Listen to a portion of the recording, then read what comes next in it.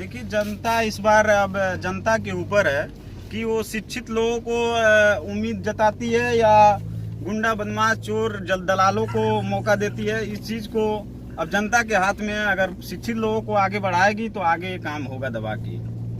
इशारा आपका बहुत कुछ कह रहा है। नमस्कार, इनसाइड भारत टीवी के डिजिटल प्लेटफॉर्म पे आप, मैं हूं विकास गोस्वामी।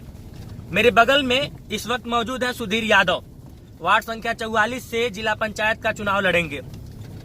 थोड़ा सा पीछे चलते हैं। छात्र राजनीति से राजनीति के जीवन में उतरने वाले सुधीर यादव समाजवादी पार्टी के समाजवादी विचारधारा के समर्थक हैं।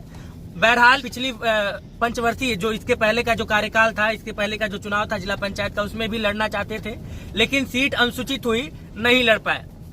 बातचीत इनसे करेंगे और किस तरह से अपने सफर को ये देखते हैं, किस तरह से चुनाव की तैयारी इनकी चल रही है और किस तरह का छात्र राजनीति इनका रहा। तमाम विषयों पे बातचीत होगी। सुधीर जी, बहुत बहुत स्वागत है आपका इनसाइड भारत टीवी पे। बहुत बहुत धन्यवाद। पिछली बार आप लड़ नहीं पाए, सीट अनुसूचित हो गई, इस बार उम्मीद है? जैसे कि आपको हम बताते चले कि पिछली बार तैयारी थी, लेकिन कुछ नेताओं की वजह से सीट अनुसूचित हो गई, हम चुनाव नहीं लड़ पाए। लेकिन और क्षेत्रीय राजनीति और छात्र राजनीति दोनों में कंपेयर किए तो बहुत बड़े नेताओं में अनुभव लिया और उन लोगों से जानकारी ली। तो छात्र राजनीति से शुरू होती है राजनीति, तो वो बेटर रहता है। तो हम लोग गोरखपुर विश्वविद्यालय से चुनाव लड़ने के लिए इच्छा जताई, तो हमारे सारे दोस्त मिल करके हमको खूब दमदारी से चुनाव लड़ाएं। गोरखपुर विश्वविद्यालय से हम लोग छात्र संघ अध्यक्ष का चुनाव लड़ाएं, लेकिन योगी जी की सरकार जो कि नौजवानों को पसंद नहीं करती है, इसलिए हम लोगों को चुनाव निरस्त करवा दिया। फिर दोबारा हम लोग 2018 में चुनाव लड़े, जो कि कल भर वोटिंग था, लेकिन चुनाव एक दिन पहले निरस्त हो गया। हाँ, तो हम लोग की वोट संख्या देखा जाए तो गोरखपुर विश्वविद्यालय में सबसे ज्यादा है और हम लोग तो कम संघर्ष में जीत जाते, लेकिन योगी जी को सहा नहीं गया, वो चुनाव निरस्त करा दिए।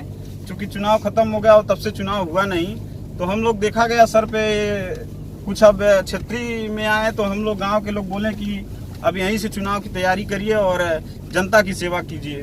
तो हम लोग के गांव बुजुर्ग के लोग बोले, तो हम लोग तैयारी यहाँ से शुरू कर दिए फिर दोबारा। और चुनाव नजदीक आ गया है और मेहनत किया जा रहा है और ऊपर वाले देखिए क्या करते हैं। ये मेहनत सिर्फ चुनाव के वक्त में होता है या फिर सुधीर यादव हमेशा लगे रहते हैं? नहीं, हम लोगों का तो संघर्ष ही जीवन है और संघर्ष हम लोग करते रहेंगे हमेशा, और सबके दुख सुख में और जहाँ भी जरूरत होगी हम लोग खड़े रहेंगे। सुधीर जी, थोड़ा सा मैं पीछे जाना चाहूंगा।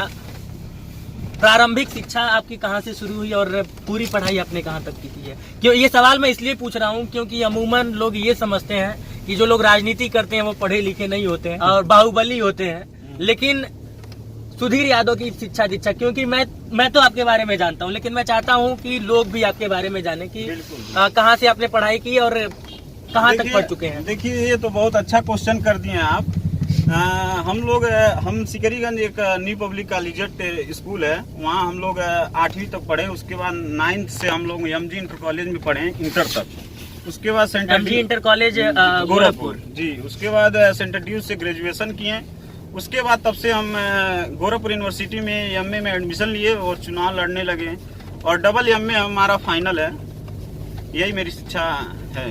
अच्छा, तो एक बहुत ही खास सवाल, और ये सवाल जब मैं इस गाड़ी में बैठ रहा था जिस गांव से, उस गांव के एक व्यक्ति ने कहा कि ये सवाल जरूर पूछिएगा किसी भी नेता से जो लोग जिला पंचायत लड़ने जाएंगे। तो मैं शुरुआत आप ही से कर देता हूँ। सवाल ये था कि अमूमन लोग जब चुनाव जीतते हैं, जिला पंचायत का, विधायकी का, प्रधानी का, तो चुनाव जीतने के बाद गोरखपुर से लगाए लखनऊ तक उनका एक फ्लैट, एक बढ़िया गाड़ी, ये सब चीजें, ये सब व्यवस्थाएं दुरुस्त हो जाती है। आप कहाँ पे फ्लैट लेंगे? देखिए, ऐसी बात नहीं है और ऑलरेडी मेरा गोरखपुर में भी मकान है और गांव पे भी देख ही रहे हैं। और प्लाट लेना रहेगा तो अभी ले सकते हैं, कभी भी ले सकते हैं। पैसे की बहुत वो ऊपर वाले के आशीर्वाद से हम लोग को कोई दिक्कत नहीं है, लेकिन हम लोग के शुरू से मन में है कि जनता की सेवा किया जाए। तो हम लोग जनता की सेवा में उतर गए हैं और सेवा अब हमेशा आजीवन पूरा समर्पित हो जाएगा जनता की सेवा में। सुधीर यादव वार्ड संख्या 44 में यदि चुनाव जीतते हैं तो यहाँ की जनता के लिए सबसे पहला काम क्या करेंगे? देखिए, यहाँ पे सबसे ज्यादा समस्याएं हैं कि रोड जहाँ देख रहे हैं एक दूसरे गांव से कनेक्टिविटी जो है बहुत गड़बड़ है, सब कच्चा रोड है। अभी यहाँ पे सबसे पिछड़ा 9 विधानसभा में है, तो अगर चिल्लू पार है तो अगर यहाँ जनता हमारी समर्थन देगी तो हम लोग रोड का काम करेंगे और बाकी सबके दुख सुख में जो होना रहेगा वो तो हम लोग करेंगे ही। रोड, बिजली, पानी, यही सब व्यवस्थाएं हैं जो हम लोग जितनी क्षमता रहेगी वो करेंगे और काम बाहर से खींच के लाएंगे। और हम लोग यहाँ से लखनऊ तक दौड़ते हैं, तो अगर हम लोग को मौका देगी जनता तो हम लोग काम बेटर करेंगे, दबा के करेंगे। सुधीर यादव की जो तैयारी है पिछली साल भी थी, पिछली बार भी थी और इस बार भी है। पिछली बार सीट अनुसूचित हुई, आपने बताया कि कुछ नेताओं ने जानबूझ के करवा दिया क्योंकि उनको पता था कि सुधीर यादव जीत जाएगा, ऐसा आपका मानना है। इस बार क्या लगता है, उम्मीद है परसिमन चूंकि अब आज और कल हुआ है, कभी भी आ सकता है, तो क्या लगता है कि इस बार सुधीर यादव को मौका मिलेगा, भाग्य साथ देगा चुनाव लड़ने के लिए? जी, क्योंकि सुधीर यादव शायद अभी तक अगर इसको देखा जाए, जब वो छात्र राजनीति में थे, चुनाव लड़ना चाहते थे तब भी नहीं लड़ पाए, और क्षेत्रीय राजनीति में जब उतरे तो भी उनको चुनाव नहीं लड़ने दिया गया।